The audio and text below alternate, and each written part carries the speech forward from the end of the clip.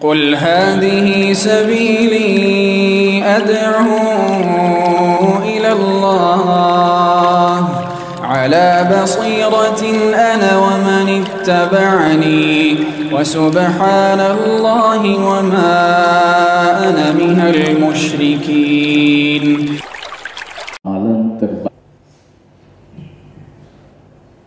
Dalam pikiran mereka tidak ada amal yang lebih besar, lebih agung dibandingkan jihad. Kemudian Aisyah bertanya kepada baginda Rasul, "A'alan nisa jihad?" Apakah bagi kaum wanita itu ada jihadnya? Baginda Rasul sallallahu alaihi wasallam mengatakan, "Na'am." Iya. Tapi jihad mereka, kata baginda Rasul, itu jihadun la qitala fi, jihad yang tidak berdarah, jihad yang tidak ada pembunuhan di dalamnya, jihad yang tidak ada perang di dalamnya. Yang dimaksud oleh baginda Rasul itu haji dan umrah dalam riwayat Imam Ahmad, tapi dalam riwayat Imam Al-Bukhari itu cuma haji saja. Jamaah kaum muslimin rahimani wa rahimakumullah. Kemudian kita lanjut pembahasan selanjutnya. Ini dinamakan oleh Imam Ibnu Hajar Al-Asqalani dengan pembahasan syurut wujubil hajj. Apa saja syarat bagi kewajiban haji itu sendiri? Syarat wajib haji itu apa?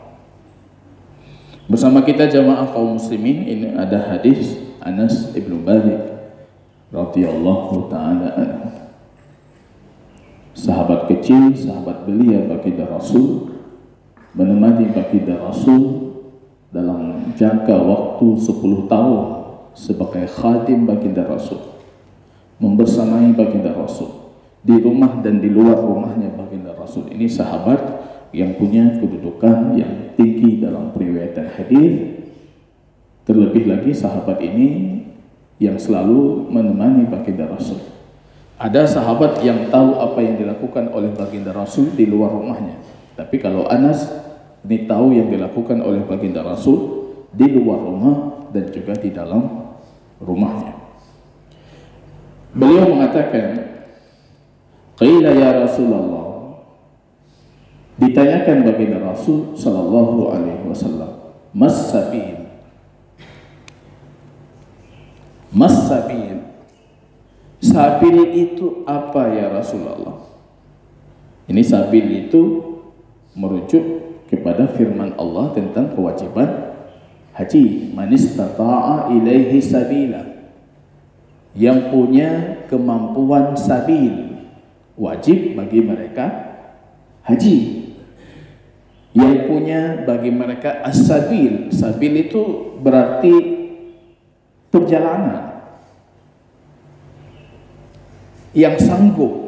Ya, ini kalau kita merujuk ke ayatnya, yang sanggup memiliki perjalanan, maka dia berkewajiban haji. Tapi kata sabil itu sangat umum karena berarti jalan, karena kesanggupan ya tidak cuma sebatas jalan saja. Maka Rasul ditanyakan, "Ya Rasulullah, Mas sabil, apa yang dimaksud dengan as-sabil itu? Kemampuan seperti apa yang dimaksud bagi mereka wajib berhaji? Kemampuan seperti apa?" Di sini kata baginda Rasul sallallahu alaihi wasallam, Anas menuturkan, Rasul menjawab, "Az-zadu war-rahilah." Punya bekal dan punya kendaraan. Az-zad war-rahilah, punya bekal dan punya kendaraan, kata baginda Rasul. Tapi jemaah kaum muslimin, kita harus memahami hadis ini rawahu Daruqutni, diriwayatkan oleh Daruqutni, wa sahahahu al-Hakim, dan disahihkan oleh Imam Hakim. Akan tapi yang rajih ini mursal, hadisnya kategorinya mursal. Kita memahami sedikit mungkin hadis mursal itu seperti apa. Hadis mursal itu ketika seorang tabi'in mengatakan Rasul bersabda. Itu hadisnya mursal. Tabi'in mengatakan Rasul bersabda. Padahal kita tahu tabi'in tidak berjumpa dengan Rasul. Tabi'in mengatakan Rasul bersabda, itu kategori hadisnya mursal. Mursal itu bagian dari jenis hadis dhaif, hadis lemah. Ini yang tidak sanggup kita bayangkan jamaah. Tabi'in mengatakan Rasul bersabda, itu hadisnya kategorinya lemah, kecuali beberapa tabi'in saja. Kalau tiba-tiba hari ini ada tungku kita mengatakan Rasul bersabda, yang paidu hadis. Tabi'in itu tabi'in yang jarak dengan baginda Rasul cuma satu generasi saja, dan tidak tertutup kemungkinan tabi'in itu mendengar dari sahabat. Sahabat siapapun dia wajib diterima hadisnya, karena semua sahabat itu adil dalam periwayatan. Tapi karena kekhawatiran kita bisa jadi tabi'in ini mengambil hadis dari tabi'in lain mengambil dari sahabat, karena ada kekhawatiran ini hadis mursal itu lemah. Ini jamaah kaum muslimin harus jadi bahan renungan kita. Tidak bisa sembarangan kita berbicara tentang agama ini. Sebelum kalian mengambil agama kalian, kata Ibnu Sirin, fa'aruni sanadakum, nampakkan kepada kami mana sanad kalian riwayatnya dari siapa itu. Jadi jamaah kaum muslimin, kalau hadis ini kita bicarakan lebih lanjut, ini yang jelas hadisnya kategorinya mursal, hadisnya lemah. Lebih khusus lagi, rupanya ini mursalnya Al-Imam Al-Hasan Al-Basri. Mursal Imam Hasan Al-Basri. Ini kalau mursal Imam Hasan Al-Basri itu kategorinya lemah. Padahal imam. Para ulama dalam ilmu hadis itu punya satu kaidah. Mursal asahul mursalat. Mursal paling kuat itu kalau mursalnya Imam Sa'id Ibnul Musayyab. Dan sederajat dengannya itu mursalnya Imam An-Nakhai. Jadi kalau Sa'id Ibnul Musayyab mengatakan qala Rasul, itu diterima, karena kemungkinan besarnya beliau mendengarnya dari gurunya Abu Hurairah. Kalau Imam Nakhai mengatakan qala Rasul, diterima, karena mereka sangat memilih guru. Wa auha mursalan, mursal paling lemah itu mursal Atha Ibnu Rabah dan mursal Al-Hasan, Imam Hasan Al-Basri, Al-Imam itu. Kenapa? Karena dalam ilmu hadis diungkapkan dua imam ini mengambil ilmu dari siapa saja. Ya, ini ada bahayanya rupanya. Hasan Al-Basri itu yang penting baik, jojo. Yang kan gak jojo. Ustaz fulan gak jojo. Si fulan gak jojo. Ya mandu juga. Rupanya karena ja mandu, cok mandu, akhirnya mursal beliau itu mursal paling lemah. Jadi kembali ke kita, dari mana kita mengambil ilmunya. Mau mengambil semua boleh, tapi anda itu derajatnya sangat lemah. Yang memilih guru, betul-betul dia memilih. Itu seperti Sa'id Ibn Musayyab, seperti An-Nakhai. Kalau dia mengatakan qala Rasul, orang terima. Imam Syafi'i termasuk yang sangat gentol membela mursalnya Sa'id Ibn Musayyab. Nah, beliau mengatakan Sa'id itu tidak mengambil serambangan ilmu dari sembarangan orang. Itu tidak dia. Ini jamaah kaum muslimin rahimani wa rahimakumullah. Karena ini kategorinya mursalnya Imam Hasan Al-Basri, maka kita mengatakan hadis ini lemah. Artinya ini bukan hujjah. Kalau sekiranya ini sahih dan ini hujjah, artinya kewajiban haji itu bagi orang yang terpenuhi dua syarat. Apa itu? Zat, bekal, dan rahilah, kendaraan. Ongkos ke sana berapa? Bekal untuk ke sana dalam kondisi anak tidak kelaparan, keluarga tidak kelaparan, mereka tidak terlantar, berapa?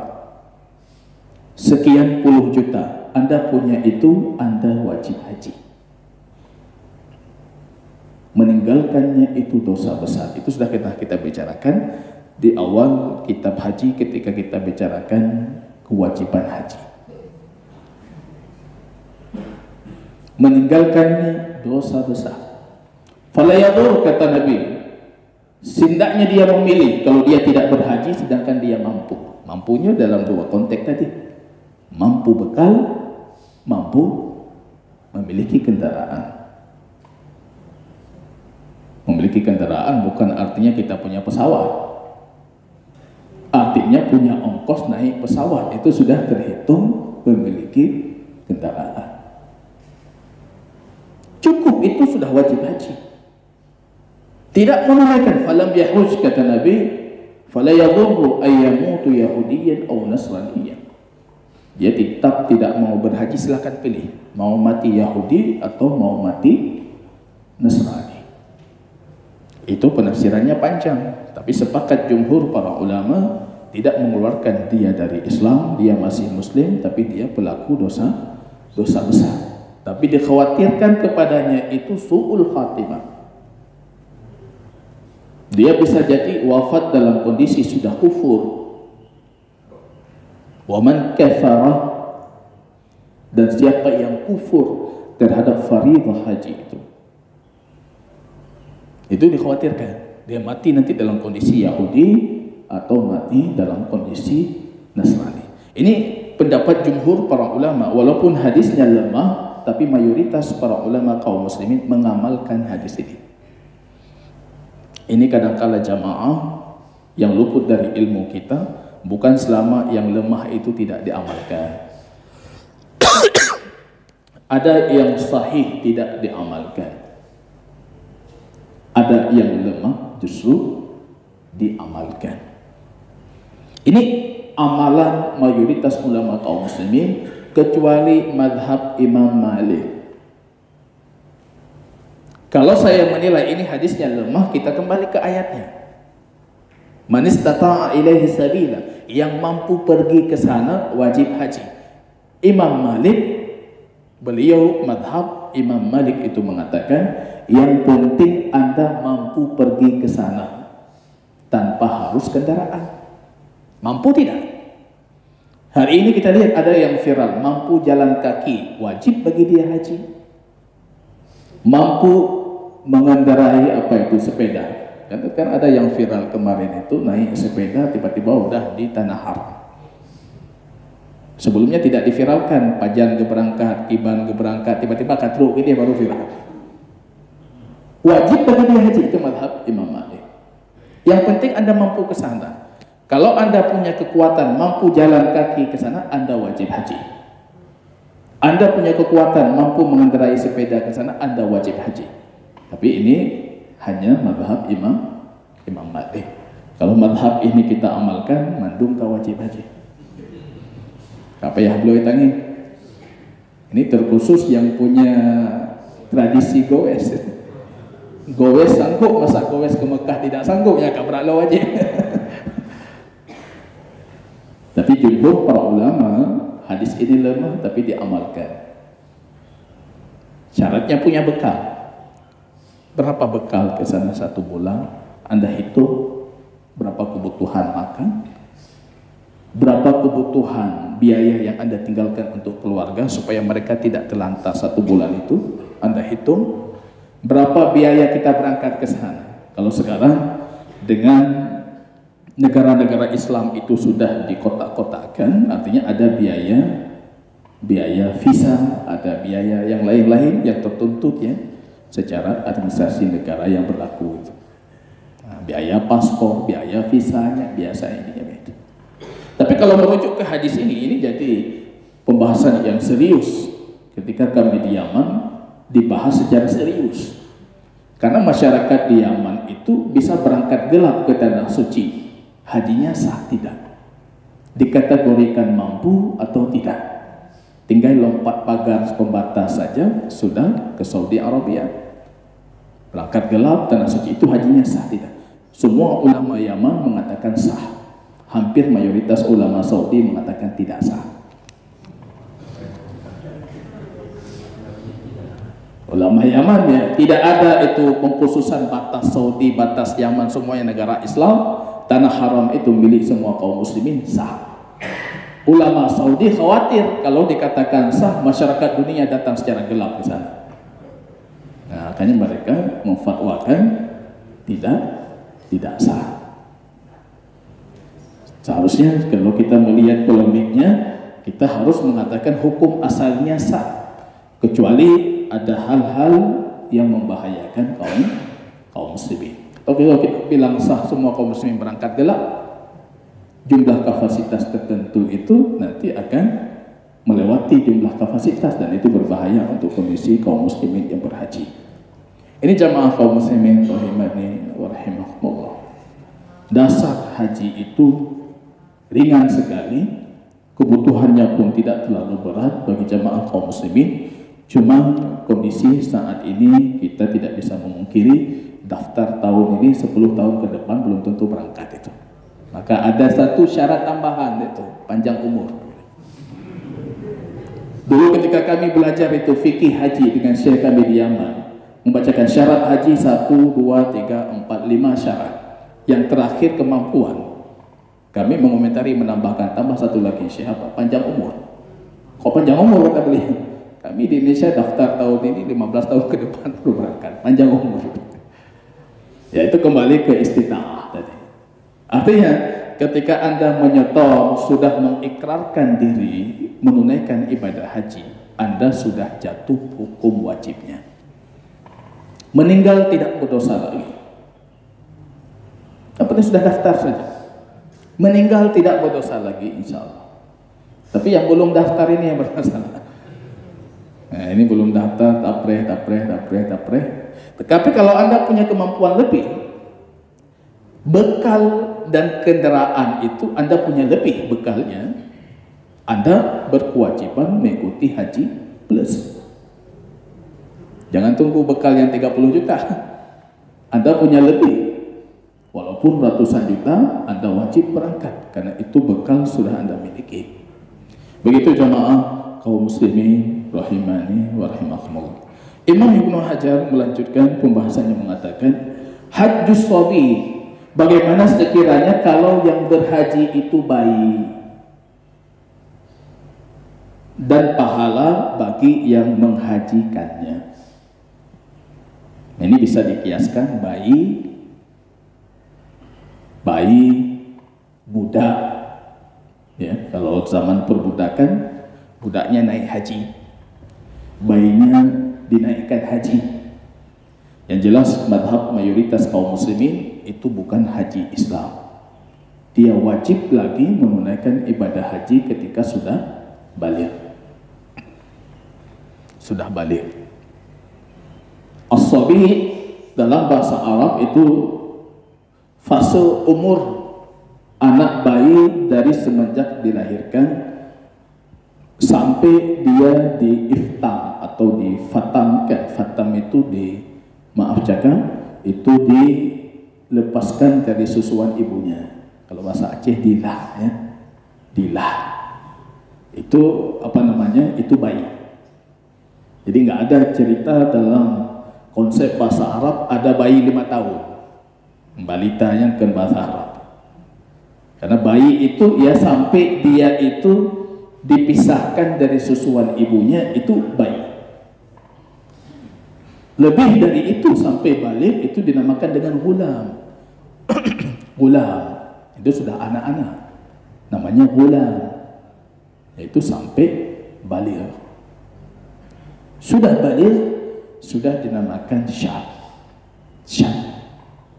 Nah, jadi nggak ada batasan. Bayi itu cuma sekitar, ini pembahasan hukum berbicara tentang bayi yang belum mumayyiz, dia tidak bisa membedakan, dia belum baligh, tidak bisa membedakan yang mana yang baik, mana yang buruk. Ataupun dia tidak bisa melakukan perbuatan atau kebutuhannya secara sendiri, itu bayi. Hukum haji bayi. Ini hadis Ibnu Abbas radhiyallahu taala anhuma, anna Nabiy sallallahu alaihi wasallam laqiya rabban bi Rauha. Rauha itu satu sumur di zaman baginda Rasul, terkenal jaraknya 73 km dari kota Madinah. Jalan antara Mekah dan Madinah, ya, jalan lama bukan jalan baru. Jalan antara Mekah dan Madinah, tapi lebih dekat ke Madinah, 73 km dari kota Madinah. Itu ada sumur terkenal zaman jahiliyah, namanya sumur Rauha. Suatu ketika dalam perjalanan itu baginda Rasul pulang dari Mekah. Ini kalau kata Imam Ibnu Qayyim, merujuk ke hadis yang lain, itu di situ dalam riwayat Imam Nasa'i, falamma kana bi Rauha laqiya qauman dhaharan nabi. Berarti beliau dalam kondisi pulang dari Mekah ke Madinah, mendekati 73 km dari kota Madinah di sumur Rauha. Tiba-tiba beliau berjumpa dengan satu kaum. Kaum ini, kafilah ini, ditanyakan oleh baginda Rasul, manil qaum, kalian siapa? Mereka mengatakan, qalu al-muslimun, kami ini orang-orang Islam, Muslim. Rasul mengatakan, faqalu man anta. Kemudian mereka balik bertanya, kamu siapa? Rupanya belum kenal Rasulullah. Kamu siapa? Rasul bertanya, kalian siapa? Muslimun. Ini muslimun, orang muslim. Di hadapan Rasul bertanya, kamu siapa? Rasul mengatakan, Rasulullah, saya Rasulullah. Ini ada dua kemungkinan kata Imam Ibnu Qayyim. Bisa jadi mereka memang belum betul melihat baginda Rasul. Bisa jadi ini pertemuannya malam hari. Ini pertemuan di malam hari. Karena ini kondisinya mereka ya sama-sama berhaji dengan baginda Rasul. Seharusnya mereka sudah tahu siapa itu Rasulullah. Karena dalam kondisi perjalanan pulang, Anda berhaji bareng pulang, tiba-tiba ketika pulang sudah tidak kenal lagi, kan tidak mungkin, apalagi Rasulullah.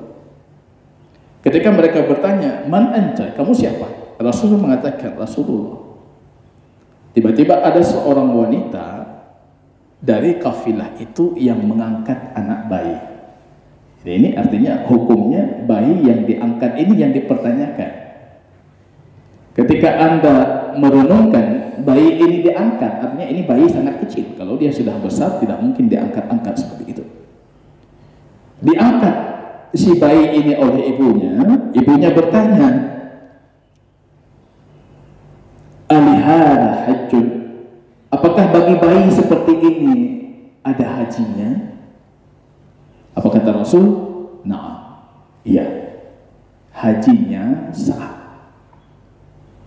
Dalam hadis yang lain, man hajja ayyuma sabiyyun hajja, siapapun bayi yang berhaji, fa idza balagha, kalau dia nanti sudah baligh, falyahujja marratan ukhra, hendaknya dia berhajilah lagi. Hendaknya dia berhaji lagi. Ayyuma abdul hajja, siapapun hamba saya yang berhaji, fa'idha uqtiqa, kalau dia dimerdekakan, fa'alaihi hajjatun ukhra, dia harus berhaji lagi. Jadi budak berhaji lagi. Kalau sebelumnya dinaikkan haji oleh tuannya, bayi wajib haji lagi. Hajjatul Islam wajib ketika sudah bulughh, dalam kondisi merdeka. Balik merdeka, berakal, berkemampuan, itu syaratnya. Baik kalau dia sudah berhaji, itu haji, sah hajinya. Walaki ajruha, Rasul mengatakan, dan untukmu wahai wanita pahalanya. Nah, ini yang haji si bayi, pahala untuk ibunya. Para ulama berselisih panjang, ini si bayi itu dapat pahala tidak? Mazhab mayoritas mengatakan kalau pahala dapat, kalau dosa sampai balik tidak ditetapkan. Jadi anak kecil itu beruntung dia. Kalau membuat kebaikan tetap ditulis pahala, tapi kalau dia membuat keburukan tidak ditulis dosa. Rasul mengatakan walaki ajruha, maka untukmu wahai wanita pahalanya. Karena kenapa? Yang tawaf dengan si bayi ibunya, yang sa'i ibunya. Kemungkinan besar kata para ulama dalam hadis ini, ibunya itu menunaikan ibadah haji sedangkan anaknya mengikuti. Yang seringnya kan gitu. Kita naik haji, bawa bayi kita juga ikut naik haji. Tawaf, sekali tawaf. Sekali tawaf itu terhitung untuk kita dan terhitung untuk si bayi. Jadi nggak perlu tawaf kita itu kita ulang sekali lagi tanpa si bayi. Jadi kalau Anda pergi umrah dalam kondisi pergi berhaji, ketika Anda melakukan tawaf, Anda membawa orang tua, mendorong orang tua, itu terhitung tawaf untuk Anda. Kita dorong orang tuanya, orang tua itu dapat hajinya, dapat tawafnya, kita juga yang mendorong dapat. Jadi tidak perlu ditinggalkan orang tuanya, ngulang tawaf sekali lagi, tidak perlu. Karena kenapa? Karena dalam hadis ini baginda Rasul mengatakan walaki ajruha, dan kamu dapat pahalanya. Ini jamaah kaum muslimin rahimani wa rahimakumullah. Ya. Dan ini termasuk salah satu tradisi kalau kita lihat dari periwayatan sahabat baginda Rasul sallallahu alaihi wasallam, Sa'ib ibn Yazid. Beliau mengatakan, aku berhaji dengan orang tuaku ketika aku masih berumur 7 tahun. Ada sahabat lain mengatakan, aku berhaji dengan orang tuaku ketika aku berumur 5 tahun. Ada yang lebih kurang dari itu. Artinya jangan pernah dipikirkan membawa haji anak bayi itu sia-sia belaka. Bukan. Hajinya sah. Dia dapat pahalanya. Tapi tidak sah untuk haji Islam. Haji Islam tetap tertuntut kembali, nanti dia harus melakukannya ulang. Begitu jamaah kaum muslimin rahimani wa rahimakumullah. Ya, kalau kita bisa mengambil faidah dari hadis ini, kita melihat bagaimana giatnya para sahabat baginda Rasul dalam mempertanyakan hukum syar'i. Boleh wanita bertanya kepada ustadz yang laki-laki walaupun bukan mahramnya. Tapi dalam kondisi, dalam catatan, ya, tidak mengalunkan suara, melembutkan suara sehingga muncul fitnah. Fayatma alladhi fi qulubihi maradun, kata Allah dalam Al-Qur'an. Wakhfid, ya, jangan engkau rendahkan suaramu sehingga orang yang mendengar suaramu itu punya tamak dalam hatinya. Bagi yang berhati punya penyakit. Ustaz juga tidak tertutup kemungkinan datang pertanyaan tapi suaranya didayu-dayukan, itu ustaz main perasaan nanti. Tidak boleh, tidak boleh. Keraskan saja suara, lantang, keras. Babi tanya lego, urinang soya berhasil. Ada masalah. Karena memang seperti itu tuntutannya. Jangan didayu-dayukan. Boleh Anda bertanya tentang agama, bahkan dianjurkan. Dan ini kesalahan banyak yang melakukan haji, melakukan umrah. Setelah pulang baru tanya. Kau baru tanya, Ustaz baru saya ketika haji laginya hanasa gitu Ustaz. Apa lo kata hanasa? Kenapa sebelum Anda berangkat tidak Anda tanyakan? Ini jadi polemik baru kita dapatkan dari jamaah-jamaah kita. Kita di Aceh terkhususnya tidak ada KBIH, komunitas ibadah haji itu, yang memang mengamalkan haji secara sunnah, itu belum pernah didirikan.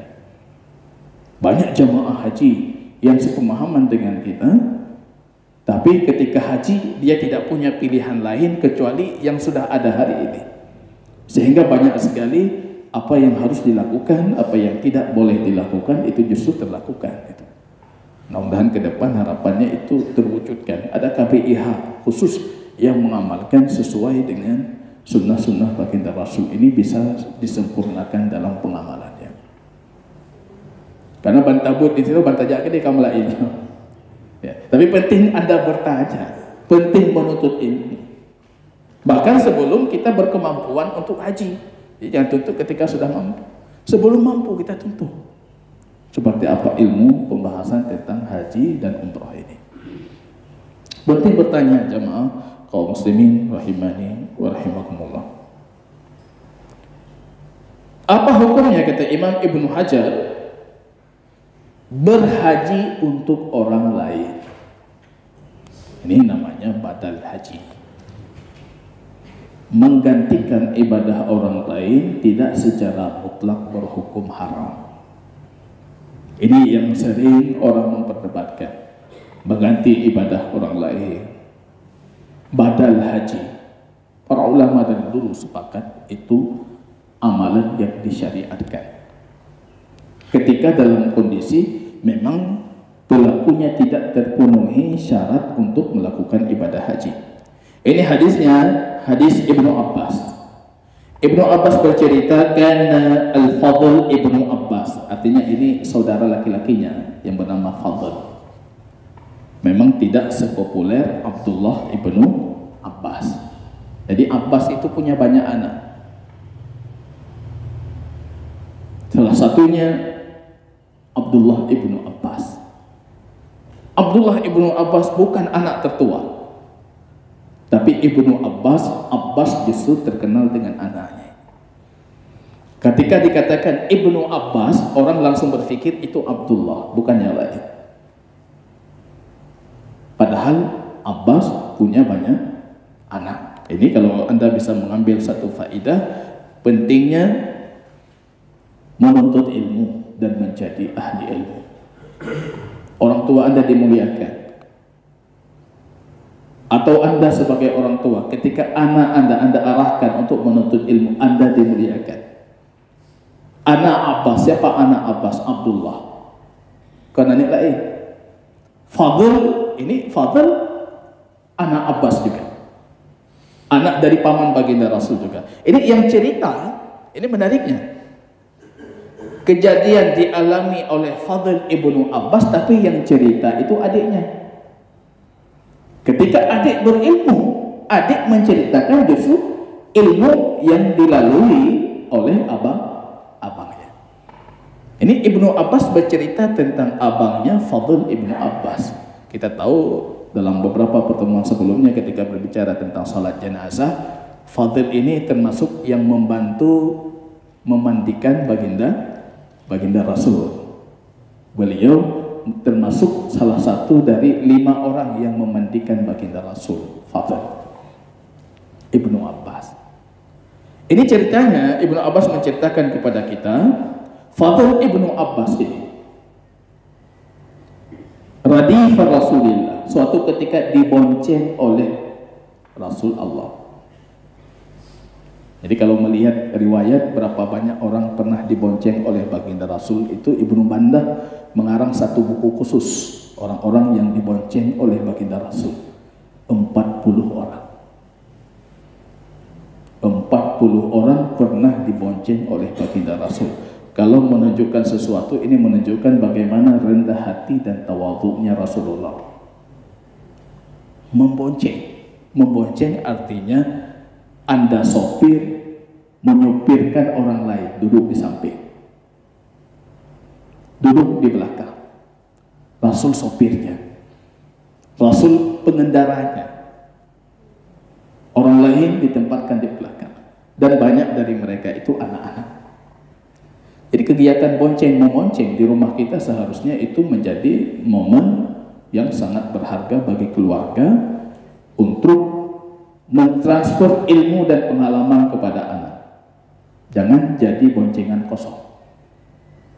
Pergi kita dari sini pergi ke kota, satu keluarga, ya tengah ibunya sibuk dengan HP, anaknya sibuk dengan HP, itu fal'iyadzubillah, itu boncengan kosong, boncengan syaitan kalau mau kita namakan itu. Boncengan Rasul 40 boncengan itu dikumpulkan oleh Imam Ibnu Manda dijadikan satu buku. Itu bukan boncengan kosong. Sampai mati anak itu mengingat boncengan Rasulullah. Tidak lepas dari nasihat, tidak lepas dari ilmu, tidak lepas dari pengalaman. Jangan pernah jadikan boncengan kosong. Kita hari ini berangkat ke masjid dengan anak, dari rumah sampai ke masjid sengap, dia sengap, tanya sengap. Jadi yang boncengan kosong. Kapan lagi kita menunggu momen-momen berharga untuk memberikan ilmu dan nasihat kepada anak kita? Ini jamaah kaum muslimin rahimani rahimakumullah. Abdullah ibnu Abbas bercerita, Fadl ibnu Abbas dibonceng oleh baginda Rasul. Artinya boleh hewan tunggangan itu dibonceng melebihi dari satu pengendara selama hewannya sanggup. Kalau dia mampu boleh.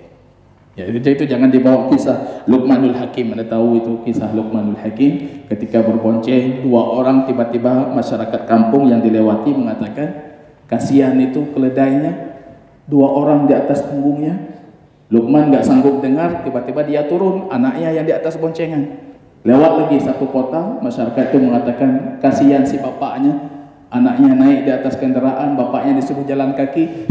Luqman nggak sanggup lagi, diganti lagi, anaknya turun di bawah, dia naik kendaraan. Lewat kota lain, masyarakat mulai berkomentar lagi, mengatakan kasihan itu anaknya disuruh jalan kaki, bapaknya naik kendaraan. Akhirnya ditinggalkan dua-duanya jalan kaki, kendaraannya sendiri tanpa ada yang menunggang. Datang masyarakat lagi mengatakan kasihan itu keledainya, bodoh sekali orangnya, kenapa dibiarkan kosong seperti itu, dia berjalan kaki ya. Akhirnya Luqman menasihati anaknya mengatakan, begitulah omongan manusia, nggak ada habisnya. Menyata dengan metapuh hanya tak pegang aja, baik pikir. Ya. Boleh berbonceng ya selama dia mampu menahan beban boncengan itu. Dalam kondisi Fadl ini dibonceng oleh Rasulullah, faja'at imra'atun min Khas'am. Khas'am itu satu daerah dari Taif ke kota Abha. Ada tempat bernama Khas'am. Seorang wanita dari Khas'am. Rupanya wanita ini terindikasi cantik, menarik. Fadl ini masih muda, di belakang baginda Rasul. Ketika melihat ada wanita itu, Fadl memulai melihat ke arah si wanita. Rasul memalingkan mukanya. Yang buat anak agama. Artinya ini harus kita perhatikan ketika kita berkendara. Anak kita remaja di belakang, pandangannya ternauri-nauri kalau balikkan wajahnya, atau dia juga jangan lihat ke sana. Anda harus teliti, jangan sepanjang jalan itu rupanya anda di belakang Anda boncengkan itu, dia sedang berbuat maksiat. Jangan palingkan dia. Yang ia tekanan tanya yang kalah. Masalah dia. Sibuk perumuh di samping bang be. Seharusnya ini anak yang kita palingkan, anak. Nah, ya dalam hadis ini Allah. Fadl ibnu Abbas melihat wanita itu dan rasa melihat mungkin ada aura ketertarikan Fadl terhadap si wanita. Akhirnya Rasul memalingkan wajah. Ini kalau kita bisa mengambil satu ilmu dalam hadis ini menunjukkan apa? Kewajiban menjaga pandangan. Tidak ada yang lebih rusak daripada pandangan. Tidak ada yang menyebabkan hati kita lebih mati dibandingkan sebab pandangan kita. Ini punya kewajiban menjaga pandangan. Wajib jaga pandangan. Harus jaga pandangan. Di sisi yang lain, ini ada kewajiban secara tidak langsung. Para ulama membicarakan hadis ini. Apakah ini menunjukkan wanita itu membuka wajahnya dan boleh membuka wajah wanita sehingga fadil tertarik? Para ulama menjawab, ini tidak tertutup kemungkinan wanita itu sudah tertutup. Tapi kadangkala kita laki-laki ini wanitanya sudah bercadar, sudah tertutup, tapi masih nampak aura cantiknya. Nah, ini diskusi panjang para ulama. Karena yang sudah bercadar pun kita tahu dia cantik atau tidak. Dari sisi wajahnya atau dari sisi matanya, orang bisa oh ini menarik. Jadi hadis ini jangan dijadikan dalil wanita itu boleh membuka wajah. Ini bukan bahan diskusi dalam hadis ini, karena itu bukan dalil untuk itu. Karena tidak tertutup kemungkinan justru wanitanya tertutup dan fadil tetap menoleh. Dan Rasul melihat ada aura ketertarikan di hati fadil, maka fadil itu dipalingkan wajahnya. Wanita ini melihat fadil, fadil melihat si wanita. Wajah Nabi yasrifu wajh al-fadil ila syakil akhar. Rupanya wajahnya dipalingkan ke arah lain. Dipalingkan, balik lo. Faqalat, rupanya wanita ini ingin bertanya ke Rasulullah. Ya Rasulullah, inna faridatallah ala ibadihi fil haji adrakat abi syaikhan kabira la yasbutu ala rahilah. Ya Nabi Allah, kewajiban haji baru diketahui oleh orang tuaku, bapakku, sedangkan bapakku itu sudah uzur, usianya sudah tua. Sudah tua renta, la yasbut ala rahilah, tidak mampu lagi mengendarai kendaraan. Ini artinya bisa jadi dia baru masuk Islam dalam kondisi sudah tua renta, baru tahu kewajiban haji, mau berhaji tapi sekarang tidak sanggup lagi mengendarai kendaraan. Barangkali hukum ini kita catat ini tidak masuk lagi dalam kondisi kita hari ini. Anda di atas kursi roda pun bisa berhaji. Ya, karena kendaraan kita bukan kendaraan seperti dalam hadis ini. La yasbut ala rahilah, kalau dulu berjalan jauh kemudian harus mampu menaiki kuda, menaiki unta. Ya.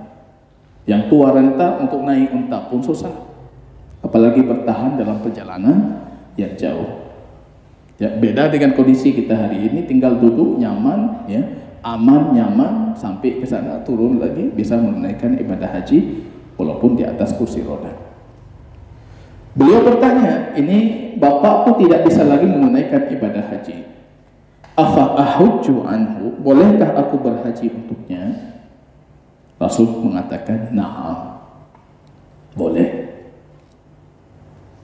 sah. Orang tua tidak mampu berhaji lagi, kita berhaji untuknya, dengan catatan kita sudah pernah berhaji sebelumnya. Karena ada hadis lain nanti yang menunjukkan siapa si fulan? Si fulan saudaraku, kamu sudah berhaji belum? Berarti itu hajimu, bukan haji si fulan.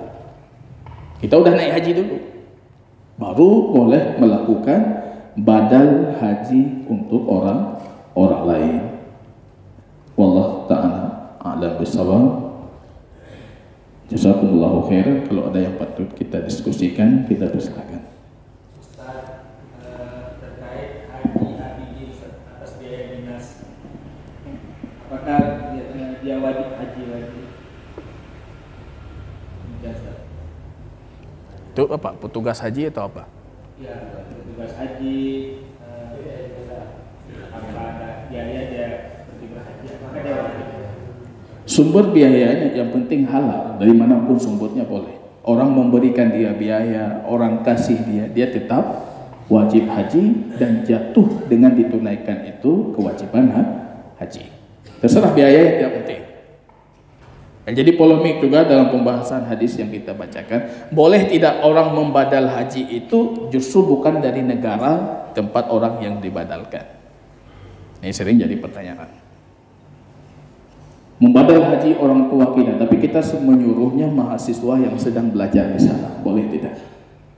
Apakah orang membadalkan itu harus berangkat dari tanah orang yang dibadalkan, atau yang penting ibadah haji itu terlaksanakan? Para ulama mayoritas sepakat yang penting ibadah haji itu terlaksanakan. Karena wajibnya itu ibadah hajinya, bukan berjalan ke sana. Bukan berjalan ke sana. Jadi kalau mau meringankan untuk dibadalkan haji, minta saja orang di sana atau mahasiswa kita yang bermukim di sana untuk membadalkan ibadah haji. Itu justru akan jauh lebih ringan, tapi tetap dipilih yang betul-betul amanah dalam menunaikan badal haji tersebut, yang betul-betul yang amanah. Karena apalagi di zaman terakhir-terakhir ini banyak sekali justru yang tidak amanah. Yang cuma mengumpulkan uang. Pernah saya jumpai di sana, ada para pekerja kita di sana itu membadal haji. Dia berhaji sendiri, membadal sampai 5 orang. Si fulan dibadal, ini dibadal, dia badal. Siap badal haji? Siap. Siapa yang telepon? Siap. Dia badal haji untuk 5 orang. Mana bisa seperti itu? Jadi kita cari yang betul-betul amanah. Apalagi kalau kita tahu ini ahli ilmu, ini bisa menunaikan lebih sempurna, itu harus lebih diutamakan. Wallahu ta'ala a'lam bishawab. Ini silakan. Ini siapa yang pertama? Ya, Bapak silakan. Bismillah. Untuk mendapatkan haji yang mabrur, kita harus mengikuti tuntunan bagaimana hajinya Rasulullah. Haji yang mabrur balasannya surga. Akan tetapi Ustaz, saya melihat jamaah haji Aceh ini banyak kejanggalan-kejanggalan yang saya lihat. Misalnya pola ibadah di Arafah. Rasulullah kalau salat itu beliau selalu melaksanakan jamak takbir. Ini jamaah haji Aceh Ustaz, materi biasanya maka luruasa asarada. Kemudian di malam hari kita menuju di Muzdalifah.